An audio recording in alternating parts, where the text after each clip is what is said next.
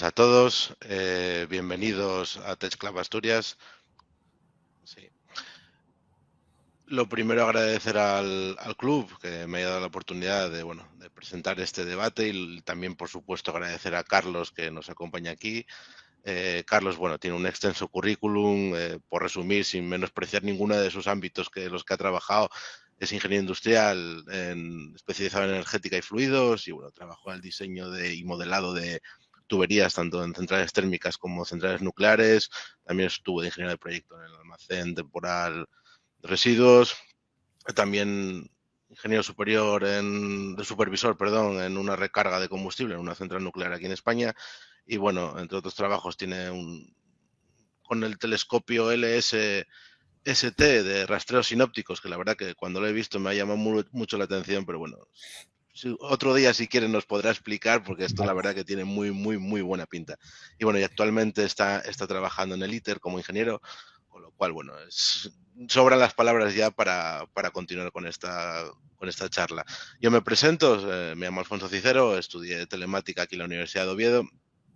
Estuve en el pasado también como cargo público. Se puede decir que soy un expolítico y ahora actualmente estoy trabajando en una multinacional de informática aquí en Asturias.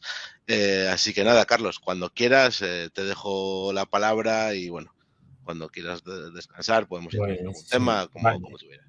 vale, bueno, yo creo que, muchas gracias por la presentación, lo primero, y muchas gracias a Tech Club Asturias por la oportunidad. Creo que ahora la energía está en boca de todos. Creo que es un problema grande y, pues la energía nuclear es una de las opciones que hay, con, digamos, no muy buena fama, pero siempre entra el debate ahora, sobre todo cuando suben los precios en el mercado. Entonces, creo que es interesante.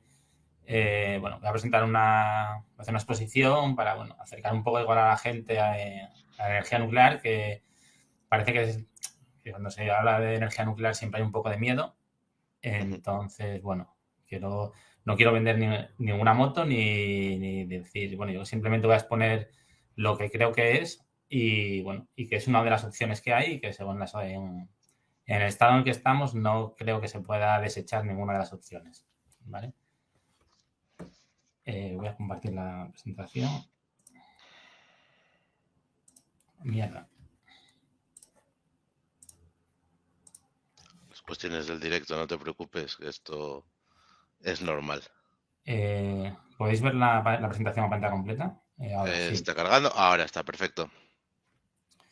Vale, la presentación voy a hablar un poco de una introducción, qué es una central nuclear y los diferentes tipos que hay, un poco la situación de España, la situación del mundo y luego pues, los temas clave que son la seguridad y los residuos.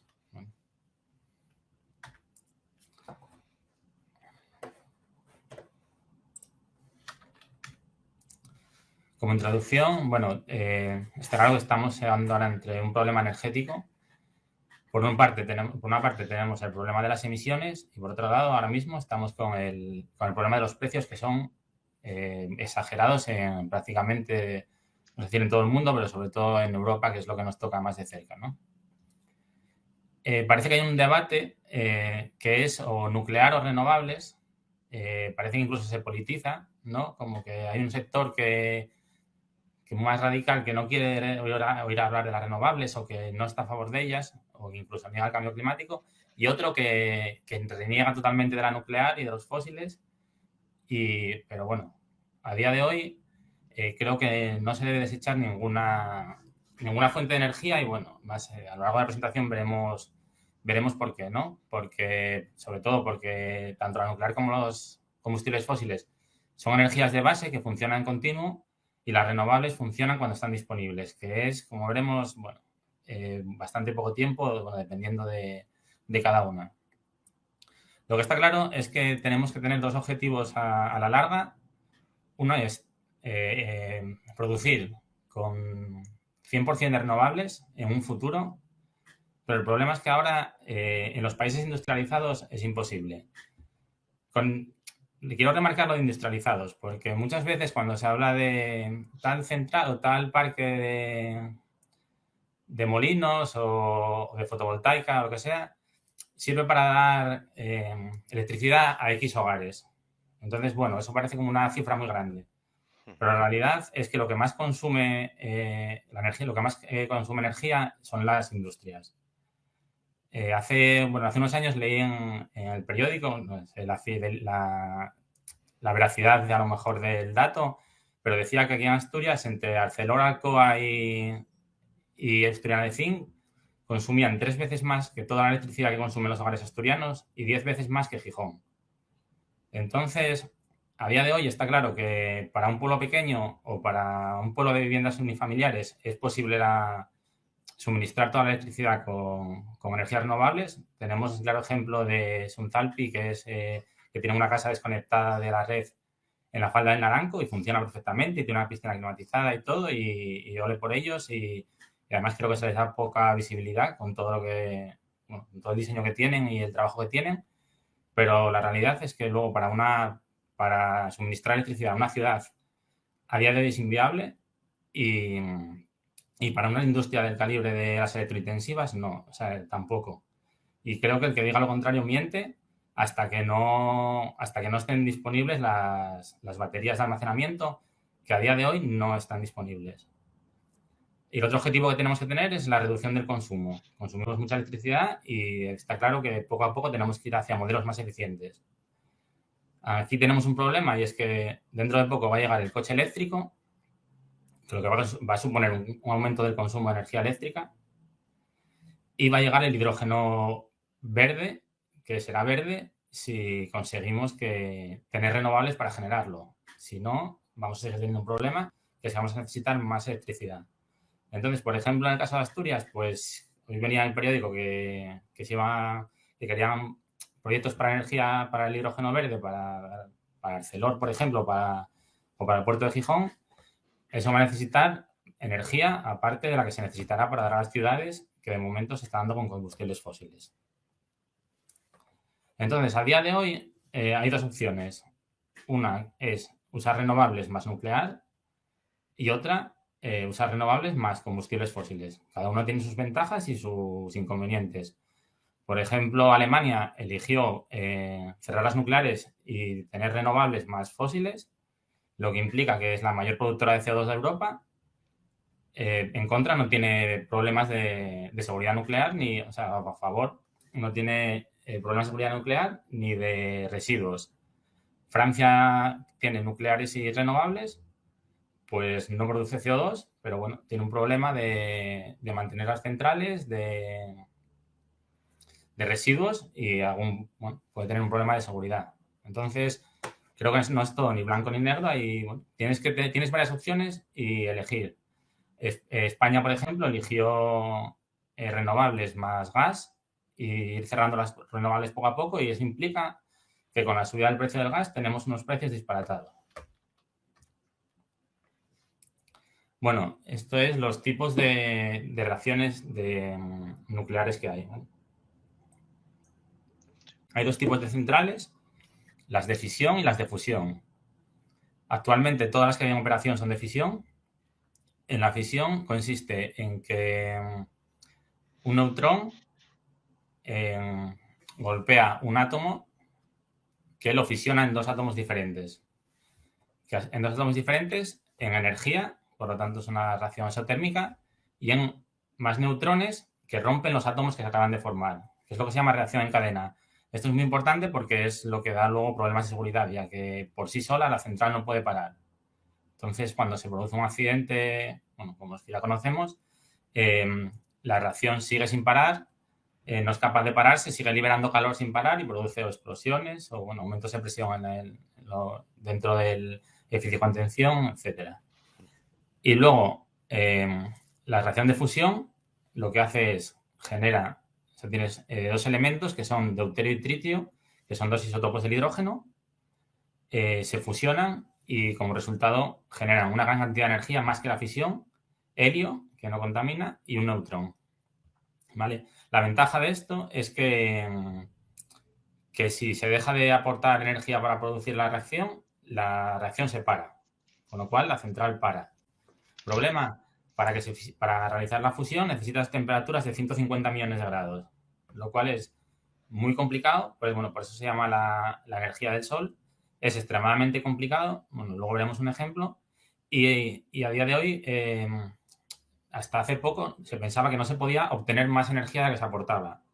Como veremos luego, con el proyecto ITER se espera conseguir en centrales que generen 10 veces más energía de la que aportan. Pero de momento no está demostrado. Bueno, estos son, bueno, como ya he dicho, todas las que hay ahora funcionando son de fisión y esta es el esquema, digamos. La central típica de carbón tiene, bueno, es una caldera que evapora agua, que pasa por una turbina conectada a un generador y genera energía eléctrica. Y el agua o sea, el vapor de la turbina se enfría en un condensador y vuelve a pasar a la caldera. ¿Vale? Las centrales nucleares son un poco diferentes, bueno, dependiendo del modelo, ¿vale?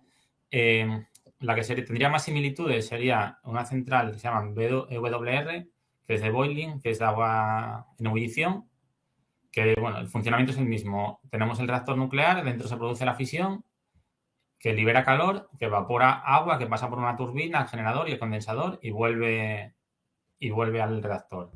Sería parecida.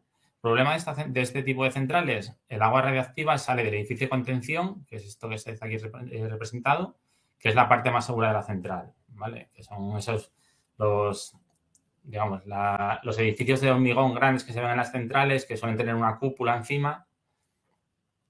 De estas prácticamente ya no se están haciendo. Y luego las centrales de agua a presión, que lo que hacen es, tienes el reactor que calienta agua, que está a mucha presión. Aquí tienes el presionador, que es lo que mantiene el circuito a mucha presión. Entonces este agua nunca llega a evaporarse.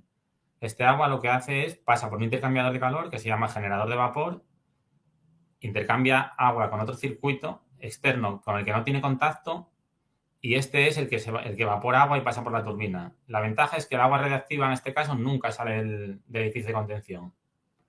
¿Vale? Entonces, desde el punto de vista seguro es más segura y desde el punto de vista operacional también porque la gente no está expuesta a radiación a menos que entre a los edificios, digamos, de la isla, se llama isla nuclear. Entonces, todos los trabajos que hacen en el edificio de turbinas y los edificios eléctricos, por ejemplo, y eso, no tienen exposición a la radiación.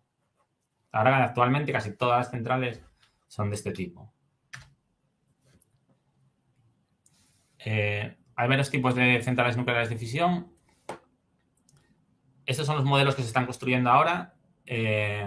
Lo pongo aquí, aunque puede resultar a lo mejor un poco técnico eso, porque al final con esto de la energía nuclear es todo bastante político, entonces tiene su porqué. Entonces los que se están construyendo ahora pues son el AP1000, que es un modelo americano, el EPR, que es modelo europeo. Se llama europeo porque fue diseñado en principio por Francia y Alemania, aunque Alemania, Siemens vendió su parte a Francia cuando abandonó totalmente la carrera nuclear. Es interesante también ver la cantidad de energía que producen, que está entre los 1000 y 1600 megavatios el EPR. Hay otro, este es el único que es modelo boiling, o sea, de agua en ebullición, que también es americano. Yo creo que, si no me equivoco, no se construyó ninguno. Este es el modelo ruso y este es el modelo chino. ¿Por qué digo del politiqueo? Pues, por ejemplo, porque en Europa, ¿cuál se va a construir si tuviéramos que construir alguno? Pues seguramente el ruso y el chino no. Entonces nos quedarían estas dos opciones, AP1000 y EPR. ¿Qué pasa? Que justamente estos dos modelos fueron los primeros que se construyeron después del parón nuclear. Las cuatro centrales los 4 AP1000 que se intentaron construir en Estados Unidos y los 2 EPRs que se intentaron construir en Europa, uno en Finlandia y otro en Francia, todavía no arrancaron. O sea, llevan como 10 o 15 años de retraso y llevaron a esas empresas, a Westinghouse y a Areva, a que las rescataran en sus propios gobiernos. Entonces, por ejemplo, ahora Sarkozy dijo que ahora iba a construir más centrales nucleares. Bueno, tiene un poco de truco, porque esas centrales nucleares estaban ya previstas, ellos tienen la tecnología, con lo cual para ellos es más sencillo acceder a ella, no tienen la duda de qué reactor van a construir ese. ya saben que tienen los permisos porque está licenciado precisamente para Francia, pero hasta que no arranquen el que tiene esta construcción no podía anunciar más. Se espera que se arranque el año que viene, entonces, ¿qué pasa? Que aprovechando esta subida de precios y tal, pues bueno, pues dice, voy a construir más, pero bueno, tiene un poco de truco. Y ahora, sin embargo, es verdad que en China en China ya hay algún EPR arrancado, también algún AP1000 y, por ejemplo, en Inglaterra están construyendo 2 EPRs que, bueno, que hablaremos también más tarde de ellos, que yo creo que también no tendrán problemas en arrancar. Ahora está bastante de moda también lo que llaman Small Modular Reactors. Son reactores de menos de 300 megavatios. Vale, antiguamente se construían de 1000 o más porque el precio de construcción entre a lo mejor 600 megavatios y 1000 era muy pequeño. Entonces, estás con la misma inversión generando muchísima más cantidad de energía. ¿Por qué ahora se vuelve a los 300 megavatios? Bueno, la idea de estos reactores, hay muchísimos modelos con diferentes tipos de combustible, enterrados, que no necesitan recarga de combustible. O sea, en infinidad, no hay ninguno funcionando, son todos teóricos. A lo mejor está bastante, bueno, se oye hablar bastante de uno en el que está invirtiendo Bill Gates, que se llama la empresa TerraPower. Hay otro de Rolls-Royce bastante avanzado en Inglaterra. Candu de Canadá también. Y bueno, ya hay sitios, hay emplazamientos en los que parece que se va a hacer, se va a poner alguno, pero bueno, todavía no están funcionando y a lo mejor, como pasó con el AP1000 y el EPR, van a dar problemas la primera construcción. Entonces, bueno, ¿cuál es la ventaja de estos reactores? Al ser modulares, como cuando se habla de casas modulares, se supone que llegan los módulos a la zona, al emplazamiento, se instalan y ya. O sea, se reducen mucho los costes porque se fabrica la mayoría en taller y se reducen muchísimo en los tiempos. También tiene otra ventaja, que se puede llevar a sitios más remotos al llevarse en módulos. Bueno, esta es la idea a día de hoy y parece que esto es lo que está, digamos, ahora más de moda y tanto también para producir electricidad, pero también se habla para producir hidrógeno, poner esto al lado de una planta de producción de hidrógeno que produce energía continua y no produce emisiones. Y se habla mucho también de las desaladoras, o sea, desalar agua de mar con estos reactores modulares, porque se espera que se haya quedado un problema de suministro de agua potable a la larga. Y otro tipo de reactores son, por ejemplo, Rusia construyó una central nuclear flotante, la que se ve en la foto, que es un barco con 2 reactores de 77 megavatios que lo fabricas en un astillero especial y lo llevas a donde quieras, a una ciudad de puerto, llegas y lo conectas a la red. En este caso, me parece que se llevó a Siberia, a alguna industria que tenían allí o algo. Creo que China está construyendo el suyo propio, bueno, seguro, pero no está funcionando. Y luego tenemos las centrales de fusión. Aquí este es el proyecto en el que estoy trabajando actualmente.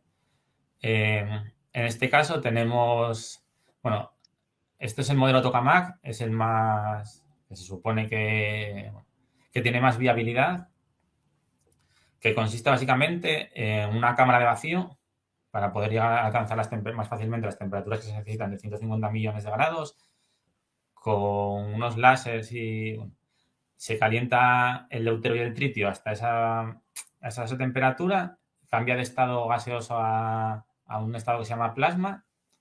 Debido a esas temperaturas, pues claro, no puede tocar las paredes de nada porque fundiría absolutamente todo. Entonces, para confinar el plasma dentro de la cámara de vacío, se utilizan campos magnéticos que se crean con el solenoide central y luego todo esto son imanes gigantes que lo que hacen es lo mantienen justo en ese anillo que vemos ahí en rosa. ¿Cuál es el desafío de esto? Muchos. O sea, los imanes tienen también superconductores que están a menos 200 grados. La cámara dentro está a 150 millones de grados. Entonces, bueno, es un proyecto increíblemente complejo. De hecho, es experimental.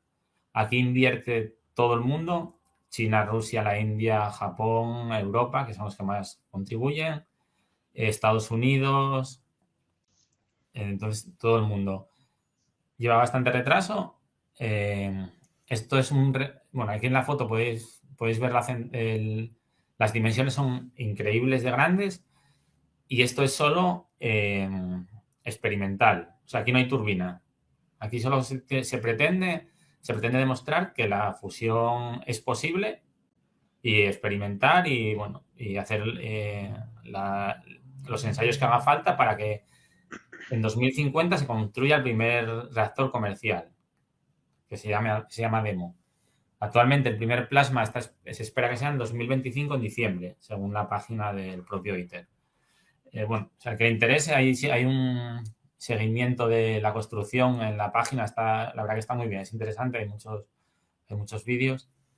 Bueno, y para extraer el calor de aquí del reactor, las paredes de la cámara de vacío están forradas, bueno, justo después de la pared está lleno de tuberías bastante pequeñas de agua, que son las que se calientan y se convierten en vapor. Pasamos a la parte más polémica, ¿no? Sí. Bueno, esto es el panorama, esto es las centrales nucleares que hay en España actualmente. Está en Almaraz, hay dos reactores que dan 1.100 megavatios cada uno. Esas son las dos primeras que van a cerrar, se supone. Después está Cofrentes, es la única que es de agua a ebullición, las demás son de agua a presión. Hay dos en Ascó, una en Vandellós y Trillo, que será la última en cerrar. Y luego tenemos Vandellós 1 cerrada, Zorita también cerrada y Garoña también cerrada. Como curiosidad, Garoña es del mismo modelo era del mismo modelo que Fukushima. Entonces, Almaraz 1 está previsto que cierre en el 2027 y Trillo la última en 2035. Mi opinión es que no se va a cumplir este calendario. Pero bueno, ya veremos. Entonces, ventajas y desventajas de las centrales nucleares. Una gran ventaja clara es que están disponibles casi todo el tiempo. O sea, producen casi el 100% de las horas del año. Dependiendo del modelo, paran cada un año o año y medio a cambiar el combustible y ya está. Y el resto del tiempo, en principio, si no hay nada raro, funcionan de continuo. Yo he hecho un cálculo basándome en los datos de red eléctrica y más o menos tiene una disponibilidad del 90%. No emiten CO2, entonces por eso existe ahora el debate de si es energía verde o no, que no es renovable, que no es lo mismo, pues está ahí en el Parlamento Europeo al final esto es todo tema de subvenciones y de impuestos. El precio de producción es constante. Vamos a dejarlo que es constante. No sé ni mucho ni poco, porque eso depende de muchas cosas, depende del país. Aquí las eléctricas se quejan de que lo graban con muchos impuestos, que cada vez más, que no es rentable. Otra gente dice que las centrales ya están amortizadas. No lo sé. Yo, si queréis un dato, en Inglaterra están construyendo dos EPRs que van a dar 3.200 megavatios, que es una burrada. Como la inversión inicial, que es una de las desventajas, es muy grande, lo está construyendo un consorcio francés y chino. Entonces, el último contrato que yo tengo constancia se firmó que va a suministrar energía a Inglaterra durante 60 años a 98 libras el megavatio. Cuando yo lo vi la primera vez me parecía una burrada. Ayer me parece que costó 290 euros aquí en España, entonces, bueno. Hoy hemos pasado los 300. Será cosa de echar números y de eso. También es relativo todo porque al parecer, o sea, tiene ese contrato, pero si les dan para construir otro, que se lo van a dar, yo creo, les bajan el precio. Entonces, no sé. Y Francia dice que ellos van a generar a menos precio, pues no sé. El precio también es mucho función de la seguridad. Luego lo comentaremos, pero al final, cuanto más seguridad quieres, más cara es la central y más precio. Eso, bueno, es así. poco espacio, las centrales ocupan poco espacio. En caso, por ejemplo, de estos dos EPRs que hablamos, pues es menos de un polígono industrial y tienes 3.200 megavatios. En renovables eso es una burrada de espacio, muchísimo. Y esto no parecía un problema, pero bueno, yo el otro día vi un reportaje aquí de que la gente se estaba quejando ya de los molinos. Van a llegar ahora las plantas fotovoltaicas gigantes, que bueno, la gente dice, bueno, es un desierto. Bueno, el problema es, pues al parecer los molinos meten ruido, bueno, no sé, aquí también somos muy de quejarnos por todo, pero bueno, una frase que decían en el reportaje era, nos están llenando los pueblos y el campo de estos aparatos para dar a las ciudades. Bueno, pues, es comprensible, digamos, pero bueno, es lo que hay. Entonces, esto es una ventaja. Con esto, como dije antes, esto no es una guerra nuclear renovable. Esto es, desde mi punto de vista, lo que hay.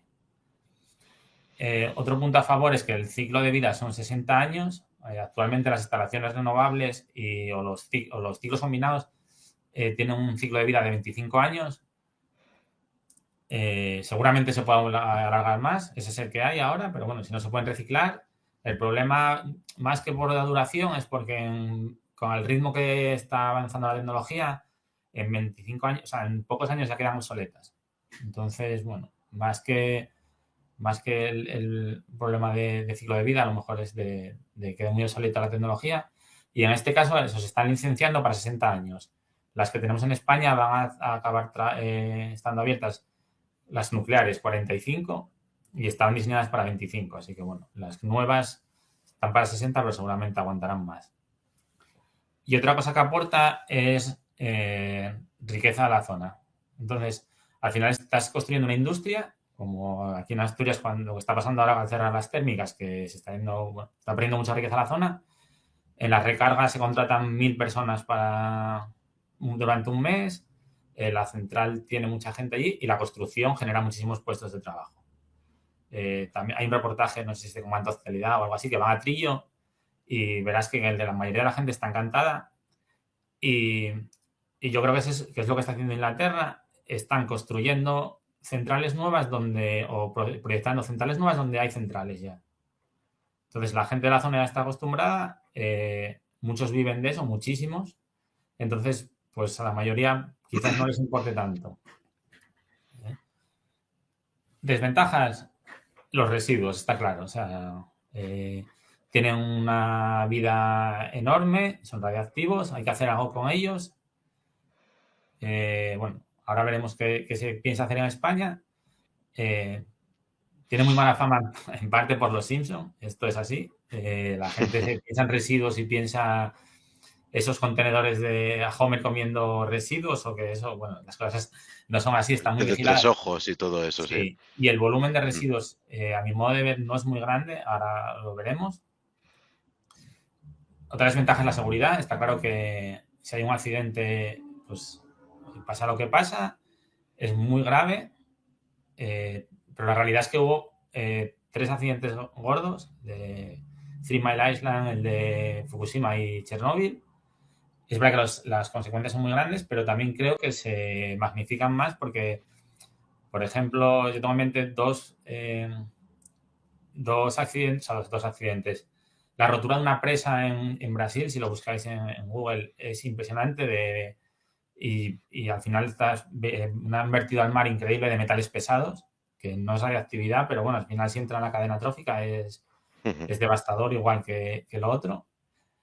Y bueno, no tiene tan mala prensa. Esto está claro que la seguridad es un problema. Bueno, es un problema. Quizá yo como ingeniero, pues yo trabajo para que para que la central sea segura, pero bueno, los nuevos modelos son mucho más seguros, entonces a lo mejor había que plantearse, pues eso, lo que está haciendo Inglaterra, cerrar algunas y abrir otras nuevas. La opinión pública va a ser muy contraria a una central, te digo, menos la gente a lo mejor que ya vive cerca y que ya tiene esa cultura o que ve la riqueza que le puede generar o no. Pero bueno, si ahora se dice que se va a construir una central nuclear, no creo que haya ningún gobierno que se atreva a decirlo, a menos que esté la cosa muy jodida. Y entonces, bueno, Pues, por lo menos en este caso en España creo que llevamos tarde, no se va a construir nada nuevo, mucho tiene que cambiar la cosa. Y además creo que tampoco hay tiempo. Y la inversión inicial es enorme. O sea, de hecho, por eso, por ejemplo, en Inglaterra no invirtió el gobierno, invirtió un consorcio, o sea, fueron los que lo construyeron. En países en vías de desarrollo, pues casi todos montan centrales rusas porque les ofrecen, bueno, pues funcionan y porque les ofrecen otras ventajas para pagar. Bueno, hay que hacer una inversión muy grande que a lo mejor no todo el mundo está dispuesto a hacerlo. Y, por ejemplo, si te pasa lo que pasa en Finlandia o en Flamanville en Francia, que llevas un retraso de 10 o 15 años y que tienes unos sobrecostes gigantes, pues, claro, asusta.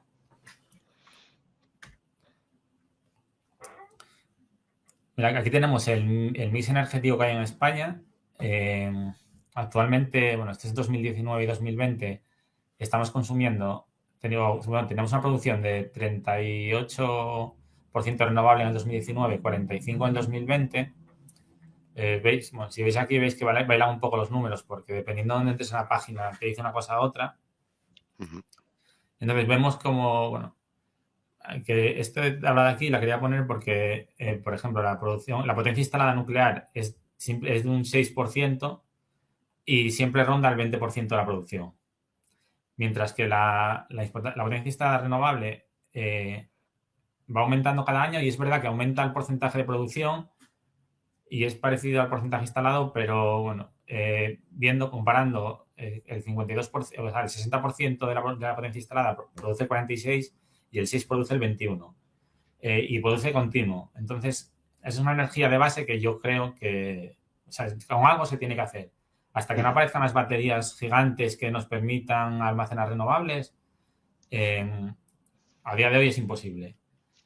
Esto es el verde claro, es la producción de renovables a lo largo del año, bueno, desde julio, que digamos que es cuando llevamos con la historia esta de los precios, y esta es la de no renovables. Hay días que la renovable produjo solo menos del 30% de la energía eléctrica española. Entonces, ese otro 70% hay que rellenarlo con un 20% de renovables y con un 50% de algo. O sea, perdón, 20% de nuclear y el otro 50%, en este caso, estamos utilizando principalmente gas, que con esa subida de precios, por eso sube la luz.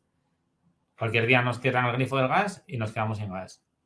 Entonces, esto es un problema, ¿no? Dices, pues lo lleno todo de renovables. Si yo produzco como mínimo un 30, pues lo multiplico por 4 la potencia instalada de renovables y ya está. Eso yo creo que tiene varios problemas. Uno es cuando eso es el mínimo, pero cuando tengas el máximo de producción, ¿qué haces con el resto? O sea, lo vendes a otro país y si no te lo quiere comprar, tú vas a tener que pagárselo al productor. Luego vas a provocar ahí un lío gordo. Si instalas demasiado, cuando llegan las baterías a nivel gigante, digamos, bueno, ahí depende de lo que leas. Hablan de 2030, bueno, el caso es que ahora mismo no están, pero sí, si de verdad llegan en 2030 y tú te liaste a instalar este año muchísimos gigavatios de renovables, vas a tener otro problema, porque te va a sobrar energía por todos los lados. Entonces, al final no es ni blanco ni negro. O sea, tienes que definir una estrategia, pero una estrategia creíble. No ni renovables porque sí, ni nuclear porque sí, ni cierro esto porque sí. O sea, al final, por ejemplo, ahora están cerradas las térmicas, pero Aspontes y Sotorribera están funcionando. O sea, si pasas por la autopista lo ves que está funcionando y eso es porque al final hubo que regular, yo creo, por hacer cosas sin pensar. Pero bueno, pero es un tema complejo, muy, muy complejo y más de lo que nos intentan vender que se puede hacer esto, no se puede hacer esto. Bueno, no, las cosas no son así. Vale. El tema, bueno, temas clave, digamos, ¿no? Seguridad. Los accidentes más gordos, ¿no? Tuvimos Chernóbil, que fue, digamos, por un error humano. La serie está muy bien, yo la recomiendo, o sea, tendrá sus fallos y tal, pero bueno, fue así como lo cuentan y está muy bien la parte del juicio, del final, a mi parecer. Esto es muy difícil que vuelva a pasar, no ser imposible. Y Fukushima fue un error de diseño. A favor, digamos, todas las centrales de Japón aguantaron el terremoto más grande de la historia y todas pararon, incluida Fukushima. Y todas menos Fukushima, o sea, todas que estaban en la costa, aguantaron el maremoto más grande de la historia. ¿Qué pasa en Fukushima? Todas las centrales nucleares tienen unos generadores diésel de emergencia para el caso de que se pierda la luz, puedan funcionar sin suministro de corriente eléctrica externa, ¿no? Porque tú tienes que refrigerar el núcleo siempre. ¿Qué pasó? Que aquí estaban todos por debajo de la cota de la ola y la ola se los llevó a todos. Se quedó sin electricidad, no se pudo refrigerar y explotó. ¿Se puede haber evitado? Hombre, pues sí, es claro. A lo mejor no te tienes que poner en todos los supuestos, pues un maremoto de este calibre no se supuso. Bueno, la verdad que es una desgracia enorme y que puede volver a pasar, bueno, pues podría, ¿por qué no? Pero bueno, de momento no hubo accidentes tan severos como estos. También es verdad que, por ejemplo, si tú ves imágenes, salen imágenes de ciudades devastadas como si hubiera sido la central, ¿no? Eso fue el maremoto. Las explosiones de Fukushima fueron muy pequeñas. Lo único que sí que es verdad que se tuvo que despoblar una zona, pero todas esas imágenes que salen de cosas explotadas y tal, eso fue el maremoto. Bueno, lo que hablábamos antes, las centrales antiguas pues son menos seguras, aunque son bastante seguras, y las nuevas, las que se construyen nuevas, pues tienen normalmente seguridad pasiva. Esto quiere decir que sin acción del hombre pueden ir a parada segura. Tú siempre en una central lo que quieres es que vaya a parar de una forma segura. Pueden parar sin acción del hombre y estar refrigerando durante tres días sin que nadie haga nada. Son las nuevas. Tienen mejoras de diseño, por ejemplo, desde el 11S pues se diseñan contra accidente de avión. Algunas tienen doble edificio de contención para que si un avión las golpea, pues no se quede al aire el reactor. No sé. Bueno, tienen doble contención contra tornados, aquí en España sí que están algunas diseñadas contra rotura de presas que están más arriba en el cauce del río. O sea, se tienen en cuenta muchas cosas. Al final la seguridad es cuestión de dinero. O sea, por ejemplo, ¿quieres diseñar una central contra un maremoto en Castilla? Pues, no sé, si te ocurre por ahí, pues al final todo es dinero. ¿Contra tornado? Porque dentro de unos años con el cambio climático puede haber tornados. Bueno, hay una legislación que, por ejemplo, a eso obliga ahora. Antes no se hacía, ahora sí. Entonces, pero todo eso es dinero. Y dinero, y dinero, y dinero. Entonces, también tienes que llegar a una media entre seguridad y dinero y hacer mirar qué cosas son más posibles y cuáles menos. Por ejemplo, contra accidente de avión, ¿qué es? ¿Contra avioneta o contra un Boeing 747? Pues ahí depende de la legislación de cada país, es una u otra, dependiendo, tiene que aguantar un choque a una velocidad o a otro. Bueno, o sea, al final es una industria que se mira al dedillo todo lo que hace, se mira con lupa, entonces, bueno, no se quiere pillar los dedos, digamos. Entonces, por ejemplo, antiguamente en un sistema de seguridad, lo que se hacía era se diseñaban, por ejemplo, un sistema de líquidos que tenga una bomba y unas tuberías y llega que llegar a un sitio. Pues se diseñaban doble, como los motores de los aviones. Uno en un sitio y otro en otro, que fueran por habitaciones diferentes, por si había un terremoto que no les cayera nada encima, tal. Ahora lo que se hace es, se diseñan dos diferentes, digamos, de mucha calidad, otro de apoyo y todos con componentes diferentes, o sea, con diferente tipo de bomba y tal, para que no, por si falla una por lo que sea, para que la otra funcione. Y como, claro, todo eso es ir aumentando el precio. Entonces, al final, como comprar un coche, si le quieres poner un montón de sistemas de seguridad, airbag, ABS, control de tracción, estabilidad, bueno, esto es... Sí, pero el mínimo es mucho, digamos. Claro, ¿vale? claro. Y luego la legislación es muy clara y hay una dosis que se puede tener en la valla, que es el límite de la central, en caso de accidente y en caso de operación normal, que son muy extremadamente bajos. Incluso la dosis como trabajador que puedes recibir allí es muy, muy pequeña, la anual y tienes una dosis anual y otra a 5 años. Son muy, muy pequeñas. O sea, eso está hipercontrolado. Pero eso, nunca se puede hacer una central 100% segura. Pues lo mismo que te vino el mayor maremoto de la historia, te puede venir lo que sea. El mayor cataclismo de la historia, entonces, y es que no puedes hacer nada.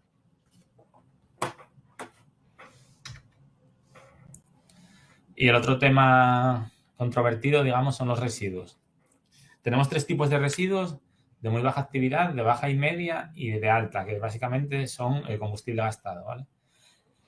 Los de baja y media son principalmente, pues, vienen de las centrales, pero bueno, suelen ser trajes y poca cosa más y algo de escombro, y principalmente vienen de la medicina y de los laboratorios. Medicina, todo lo que es radioterapia y todo lo que, pues, las pruebas del cáncer, cuando te meten isótopos radioactivos para ver si para detectar algún tipo de cáncer o algo de eso, al final todo lleva residuos radiactivos que hay que desechar. Que estos evidentemente no tienen tan mala fama como pueden tener las centrales, y de hecho no conozco a nadie que se vaya a negar a hacerse un check, una prueba para ver si tiene cáncer porque le metan un isótopo radioactivo en el cuerpo. Todo esto se almacena en el Cabril, en Córdoba. Creo que está llegando a su capacidad, no sé qué se va a hacer luego. Y básicamente, bueno, es esto que se ve aquí, y se van acumulando en estas celdas de hormigón pues todos los tipos de residuos sólidos, y los líquidos lo que se hace es se solidifica y se almacenan ahí también. ¿Vale? Luego pues se tapará y se vigilará como un vertedero como otro cualquiera. Simplemente que, bueno, hay que vigilarlo más y más tiempo. Y ahora, perdón. Los residuos de alta, o sea, el combustible gastado. Actualmente, el combustible gastado, cuando sale el reactor, se almacena en las piscinas, estas que veis aquí a la derecha. Como veis, la gente no lleva ningún traje raro ni nada. Esos blancos es simplemente un mono de trabajo, como puede ser un mono para pintar. Ahí se tiene enfriando en las piscinas X tiempo. Y bueno, es verdad que es un problema grande porque permanecen activos durante muchísimos años, desprendiendo mucho calor.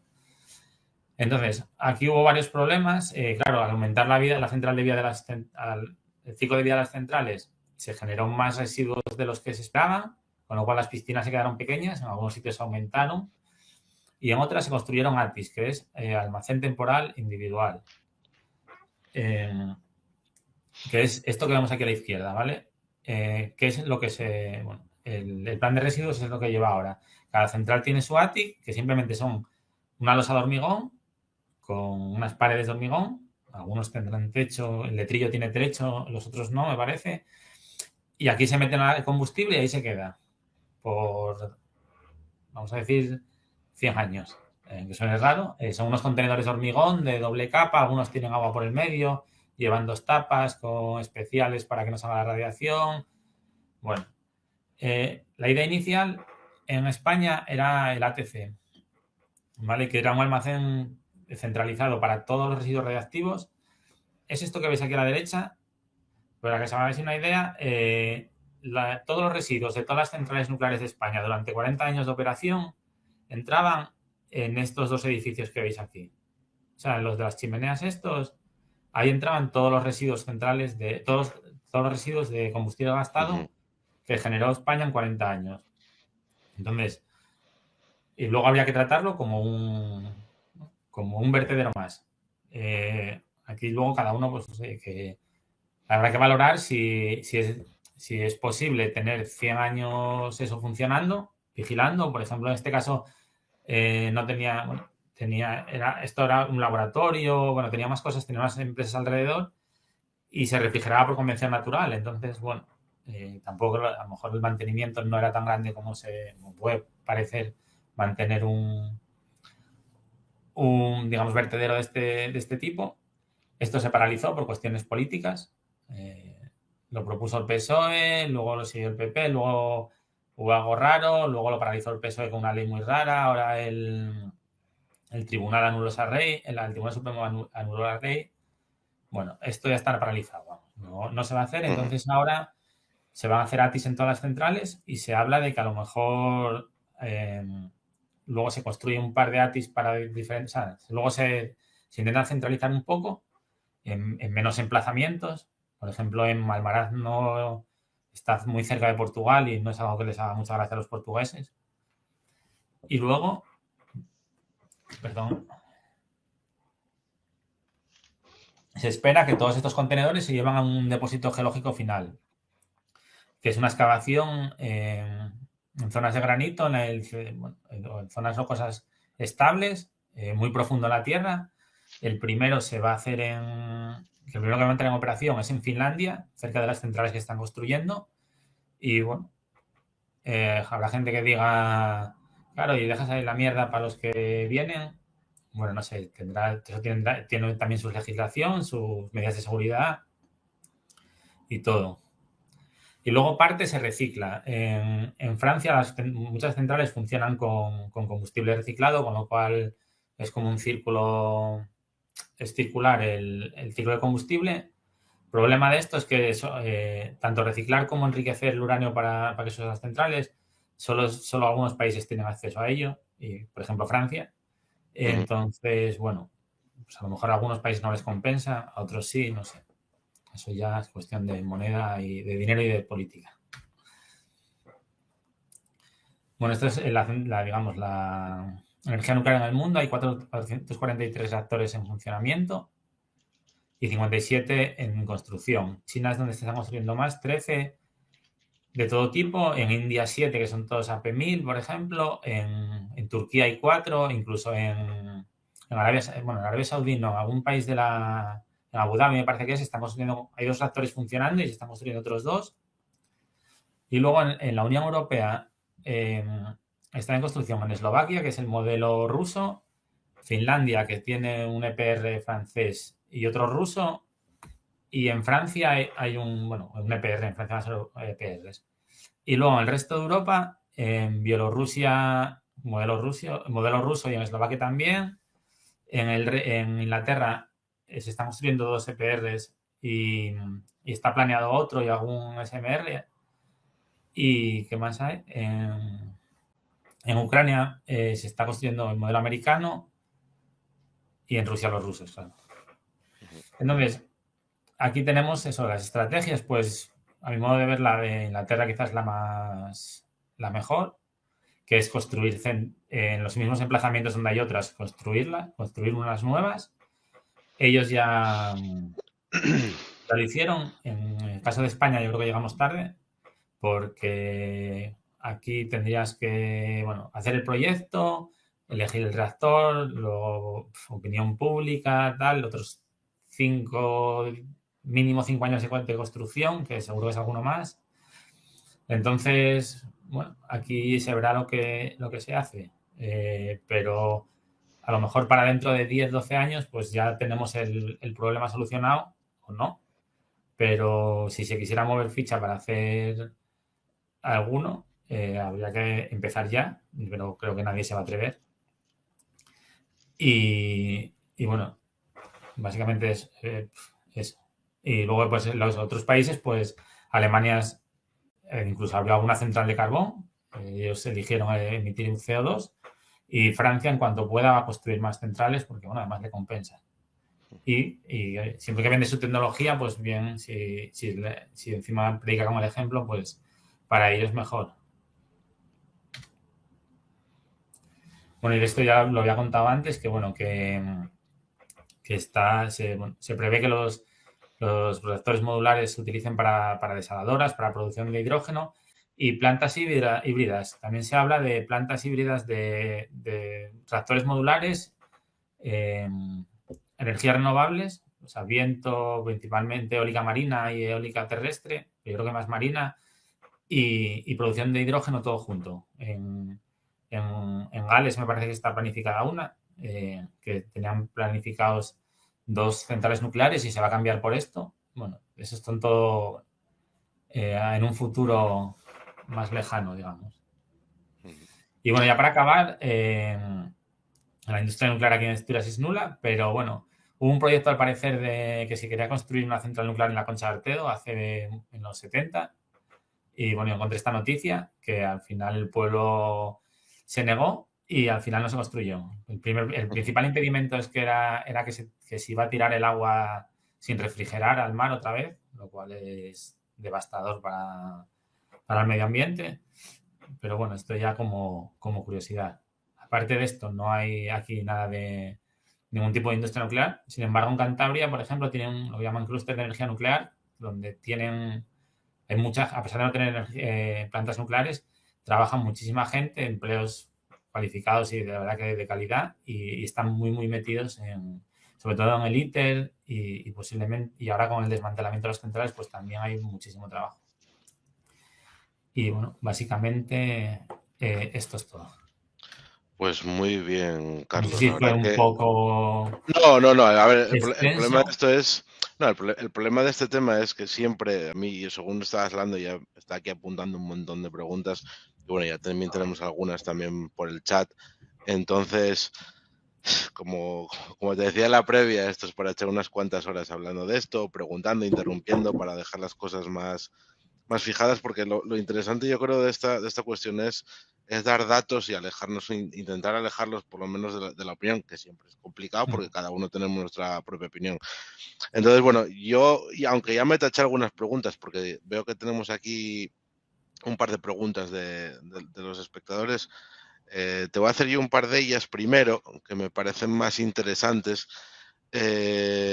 Yo creo que la que más le interesa a todo el mundo que nos pueda ver ahora mismo es ¿qué precio tendríamos si el peso de las energías fósiles en el mix de hoy o de ayer o de durante estos últimos meses, en vez de ser de gas o de carbón, fuese, bueno, más que de carbón, de gas, fuese nuclear? Es decir, si lo notaríamos, si pusiésemos poder una máquina, es decir, cambiamos las centrales de gas por nucleares, ¿cuánto nos subiría, bajaría el precio o se mantendría? ¿Cuánto no te sé decir? Pero Uh-huh. lo que está claro es que sí, a día de hoy sí, porque el sistema de España es muy raro. Yo no sé si en otros países es así porque lo desconozco, pero aquí el que marca el precio es la energía más cara. Entonces, si aquí tenemos 20% de nuclear, como tenemos actualmente, y 80% de renovable, el precio es tirado. Uh-huh. Cuando ese 80% renovable baja y entra al gas, toda la energía se paga al precio del gas, cosa que es muy extraña, pero al final nadie le mete mano. Entonces, yo no sé, bueno, eso ya.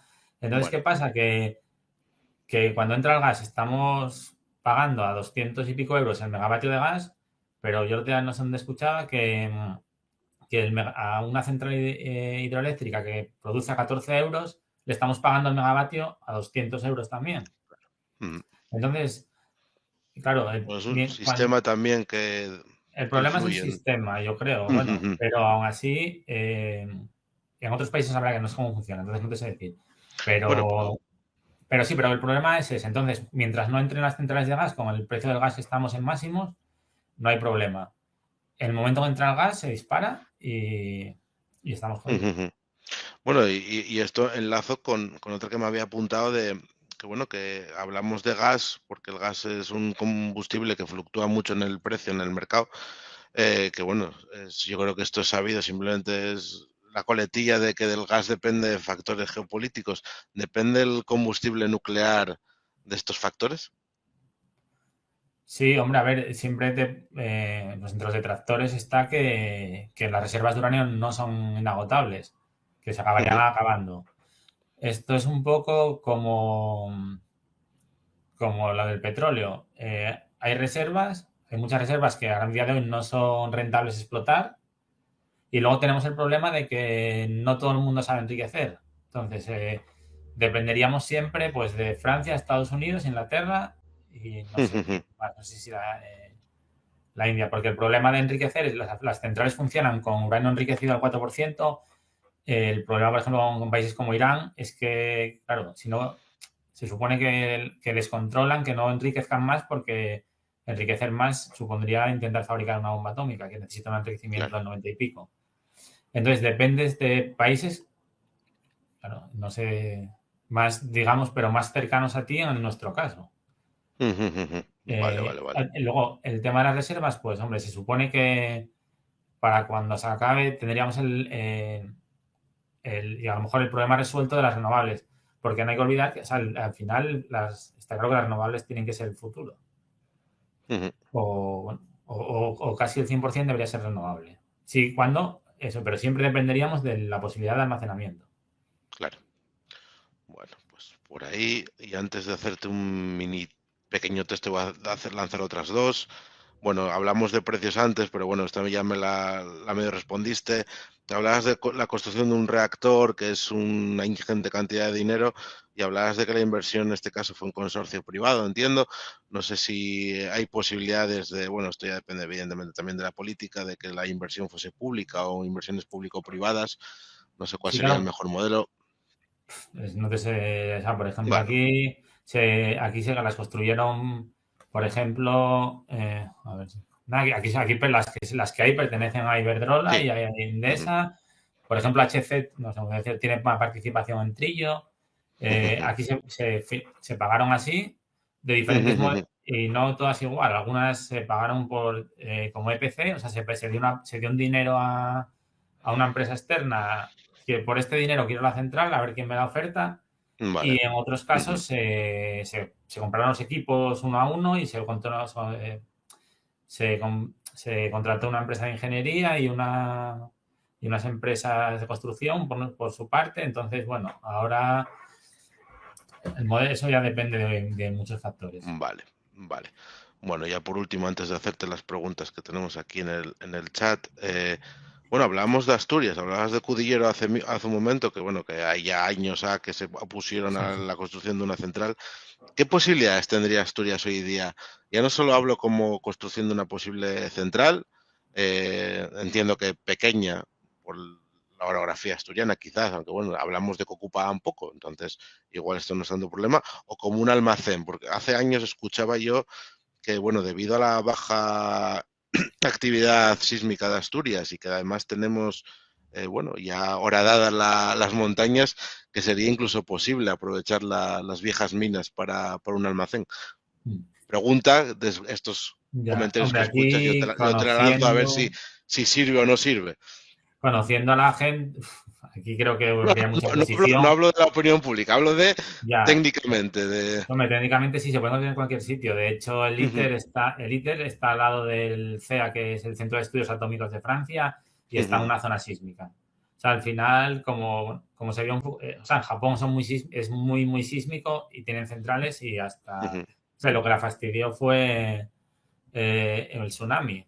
Entonces aquí, evidentemente, sí que se podría utilizar todo y las minas igual para guardar combustible, seguro que sí, pero tema muy controvertido.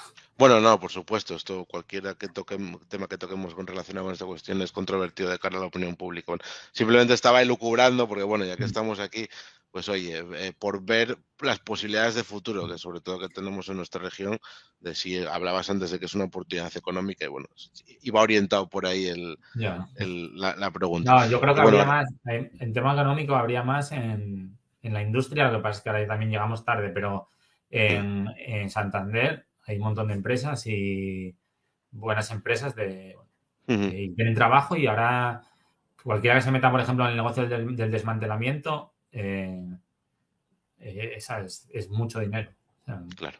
Ujú, y de hecho porque es un círculo cerrado, por ejemplo, o ujú, sea, lo que son, por ejemplo, empresas de ingeniería, pues hay 4 y tienen muy buen nombre ujú. en el exterior también, pero bueno, al final Ya, son los que se reparten esto bueno, y si esto tira para arriba van a tener mucho trabajo, está claro. claro. Bueno, antes de hacerte este pequeño mini test que me tengo preparado, muy sencillito, no te preocupes. Vale. Tenemos dos preguntas en el chat. La primera la hace Cienfogones y nos comenta que aquí en España, que cuál sería para ti un plan energético viable y eficaz. Y también pregunta cuánto tiempo se podría tardar en implantar con funcionamiento real energía nuclear. Ahí lo tenemos en pantalla. ¿En cuánto tiempo se podría tardar en implantar? Eh, Mínimo 10 años. Y no sé si me quedaría corto, Mm, partiendo de la base de que no hubiera ningún proyecto ahora mismo planeado. También me extrañaría que no hubiera ninguna eléctrica, nada pensado o un poco pensado, ¿vale? Porque Ujú, esto tienes que pensarlo, hacer un anteproyecto, validarlo medioambientalmente, licenciar la central con el proyecto básico para el emplazamiento. Bueno, o sea, es mucho, mínimo yo creo que 10 años seguro. Y un plan energético viable y eficaz, pues el que teníamos, o sea, ahora es que tampoco podemos construir nada. Por ejemplo, mm, eh, yo te diría que que igual nos precipitamos un poco en cerrar las térmicas y que tendríamos que tener la posibilidad de o tirar del carbón o tirar del gas, ujú, dependiendo de lo que sea más barato. Porque a día de hoy, o sea, como está, no son cosas que se hagan de la noche a la mañana. El problema es que aquí se hicieron un ciento de ciudades de centrales de gas en una época ujú, para nada, para tenerlas pagadas, para pagadas porque el gas está muy caro. mm, Ahora se cerraron las térmicas porque, bueno, porque es verdad que el CO2 es un problema muy grande, pero a lo mejor no se podían haber cerrado y tirar de lo que hiciera falta en el momento. claro. Porque, claro, ahora si nos liamos a poner molinos y placas solares, pues llegará un momento que a lo mejor tenemos de más. Bueno, tampoco sé cómo está repartido, pero me imagino que las centrales, aunque estén paradas, habrá que pagar algo por ellas. Eso seguro, vamos. Al final no Claro. van. Pues si no, además no las mantendrían y las dejarían ahí tiradas y fuera.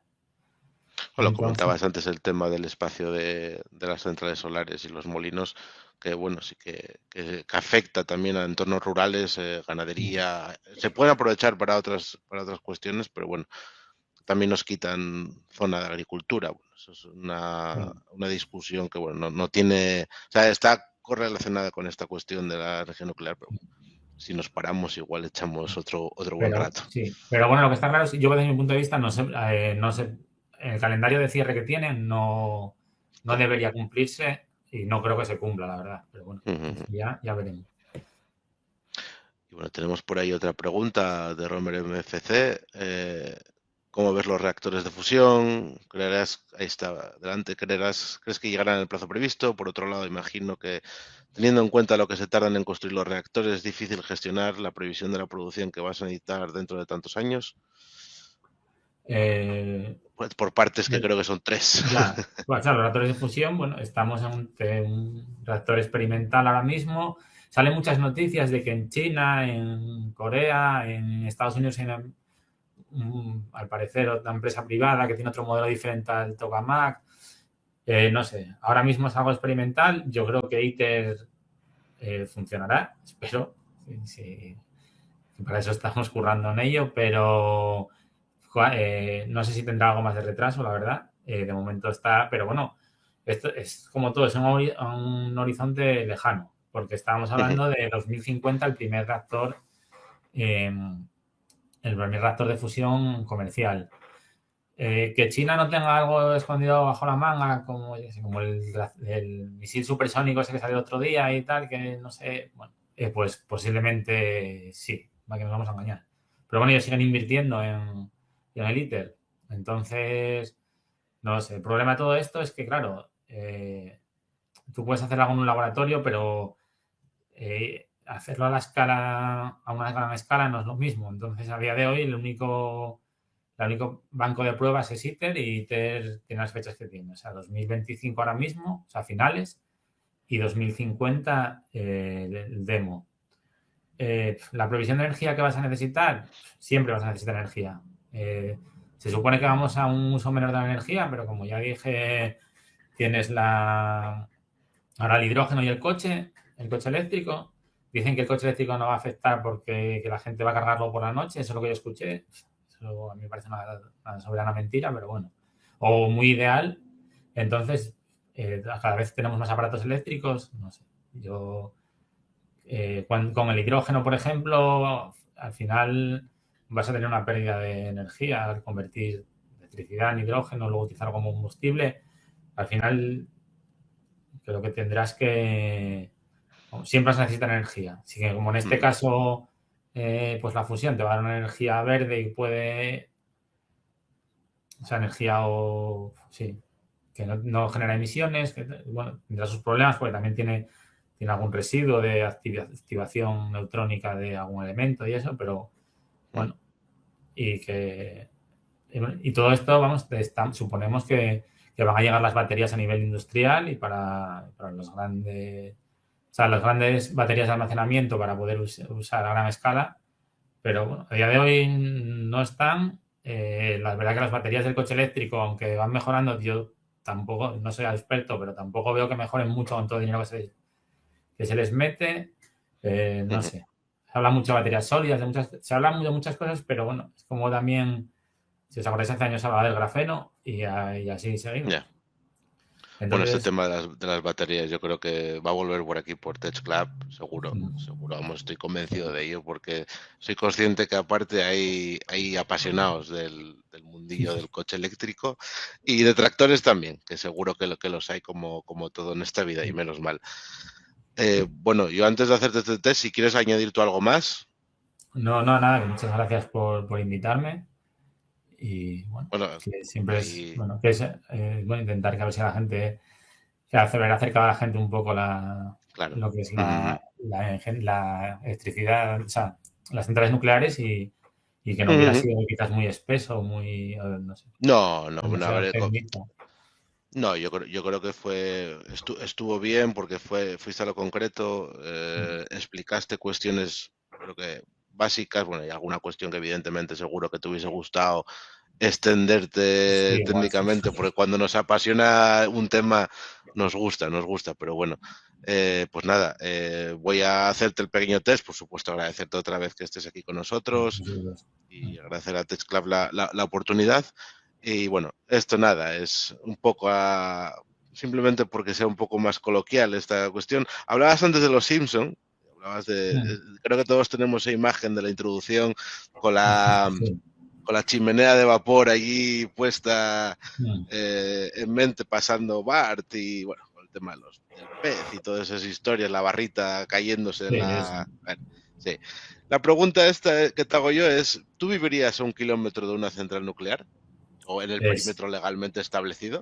sí, o sea, el perímetro es Sí, más grande, pero, o sea, no puede haber gente son 4 o 5 kilómetros, pero sí, bueno, vale. sí. Bueno, de hecho, bueno, trabajé allí y, bueno, estuve Claro. allí y, de hecho, no sé, nunca, vamos, yo nunca viví, nunca, bueno, en España no hubo casi ningún incidente, o alguno hubo, pero, vamos, yo no tendría problema.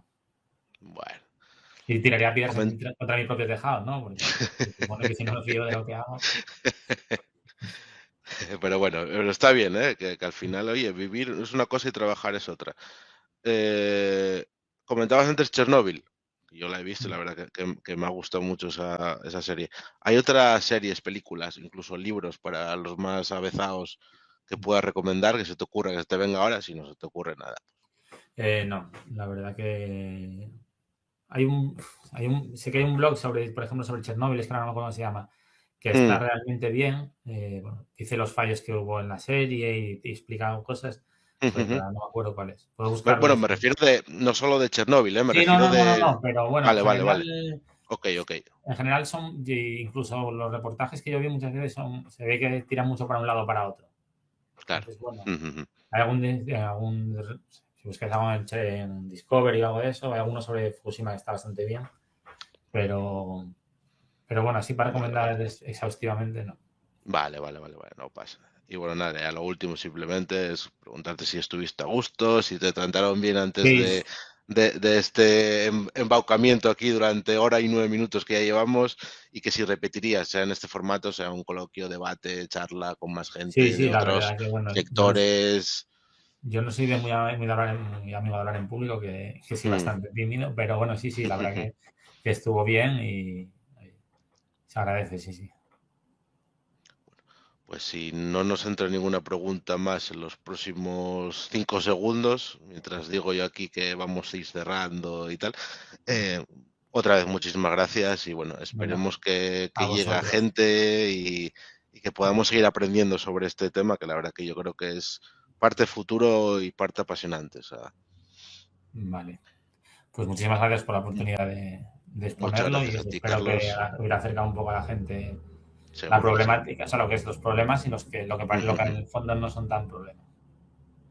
Perfecto. Pues nada, desde aquí nos despedimos. Hasta la próxima ocasión en Tech Club. Bueno, seguidnos, acordaos de daros a suscribiros en Twitch, en otras plataformas. También estamos en LinkedIn, estamos en Facebook, tenéis la página web. Cualquier duda que tengáis nos las podéis hacer llegar.